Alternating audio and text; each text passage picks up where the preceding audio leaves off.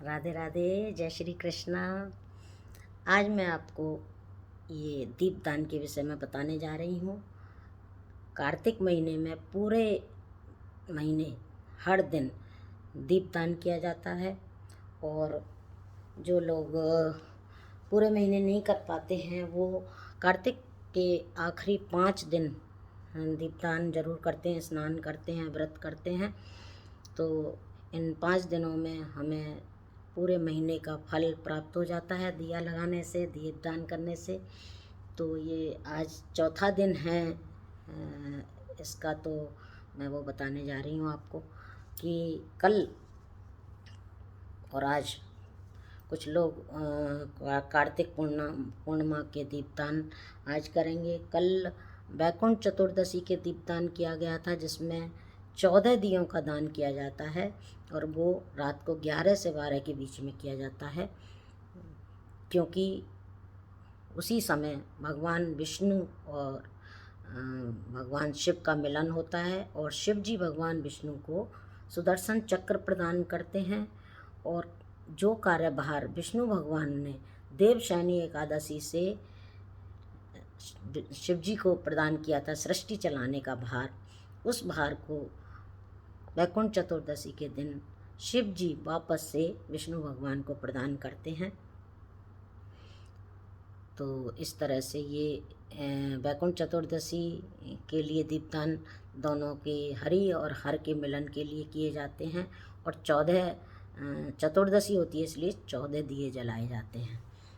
और अब मैं आपको बता रही हूँ कि जो लोग 365 बत्ती बना करके दीपदान करते हैं, तो वो कैसे बत्ती बनाई जाएगी और हमको कहाँ पे कैसे दीप का दान करना है। तो मैं आपको बताने जा रही हूँ कि बत्ती हम 3 तार की बत्ती या ऐसे कोई भी ये आती हैं, ये इस तरह से आती हैं कच्चे धागे की। 3 तार की भी आती है, 5 तार की भी आती है, 7 तार की भी आती है। तो जितने भी तार की हम लेते हैं उसी हिसाब से हम इसको काउंट करते हैं और लपेटते हैं। तो ये अपनी उंगली पे हम ऐसे छोर बना के पहले ऐसे छोर पकड़ेंगे और यहाँ से हम लपेटना शुरू करेंगे धागे को। तो हम जब एक 365 की अगर बना रहे हैं तो 365 के लिए हमको 122 बार इस धागे को लपेटना पड़ेगा, क्योंकि 122 इंटू 3 धागे हैं इसमें, इसलिए इंटू 3 करेंगे तो वो हमारी 366 बत्तियाँ हो जाएंगी। उसमें से हम चाहें तो एक तार निकाल सकते हैं और नहीं चाहें तो नहीं भी निकाल सकते, क्योंकि ज़्यादा जलाने का कोई बुराई नहीं है, लेकिन बत्ती कम नहीं होनी चाहिए। तो हम इस तरह से लपेटेंगे और उसको एक काउंट करेंगे, 1 2 3 4 5 6 7 8 9 10 11 12 13 14 15 16 17 18 19 20 21 22 23 24 25 26 27 28 29 30 31 32 33 34 35 36 37 38 39 40 41 42 43 44 45 46 47 48 49 50 51 52 54 55 56 57 58 59 60। अब ये मैंने 60 बार किया है, तो आधा इधर है, 60 बार इधर है, 60 बार इधर है, 120 हो गया ये। और हम 2 बार और एक और एक 2 बार और ले लेंगे तो ये हमारा पूरा हो गया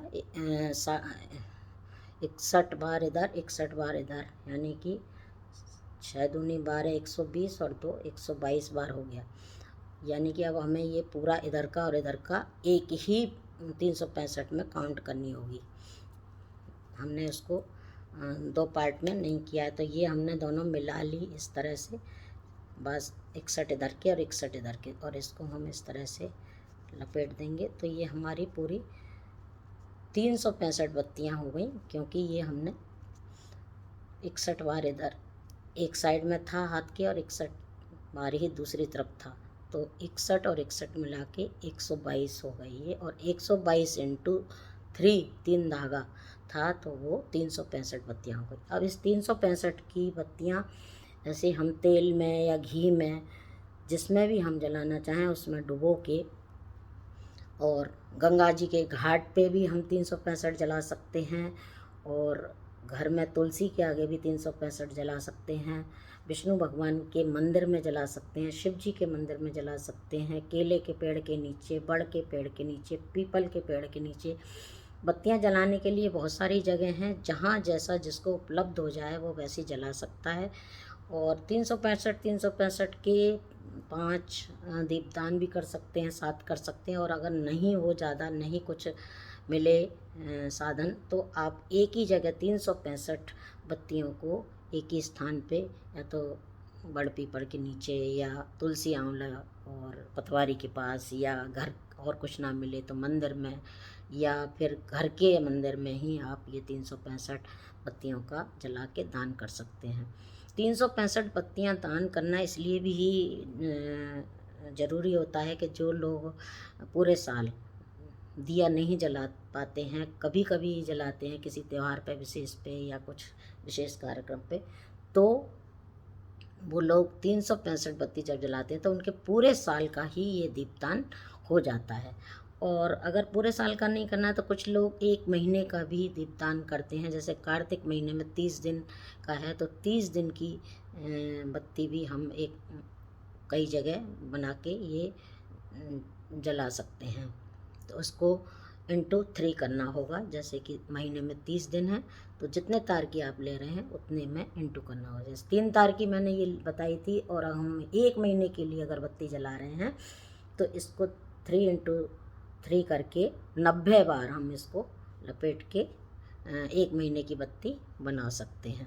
तो इस तरह से इस वीडियो में मैंने आपको ये बता दिया कि आज रात में या कल सुबह सुबह स्नान ध्यान के बाद जब भी आप दीपदान करेंगे तो उसमें आप ये 365 बत्तियों का 1 जगह, 5 जगह, 7 जगह, कहीं भी कितना भी दीपदान कर सकते हैं। तेल में कर सकते हैं, घी में कर सकते हैं, जहाँ आपका व्यवस्था बन जाए वहाँ पे आप तो इस तरह से ये मैंने आज आपको घर में गंगा जी का पूजन, दीप प्रज्वलन, दीप प्रवाहित करना और ये सब बताया। और ये 365 बत्ती का जो दान होगा आज रात को और कल सुबह वो बता दिया किस तरह से बनानी है, किस तरह से काउंट करना है।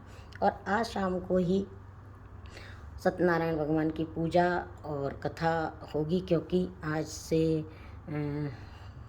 मेरे को एग्जैक्ट टाइम नहीं मालूम है, शायद 12-1 बजे से पूर्णिमा शुरू हो जाएगी। तो शाम को हम सत्यनारायण की कथा और पूजन कर सकते हैं। और शाम को घर में देव दिवाली आज मनाई जाएगी, क्योंकि ये दोनों हरि और हर का मिलन था। तो देव दिवाली के लिए जिस तरह हमने अमावस पे दिवाली मनाई थी दीप जला के, उसी तरह से हम अब आज संध्या के समय देव दिवाली मनाएंगे और दीपों का प्रज्वलन करेंगे। कल सुबह स्नान ध्यान करके ये गंगा पूजन, गंगा में दीप प्रज्वलन और हवन और ये 365 बत्ती का दीपदान इस तरह से हम करेंगे।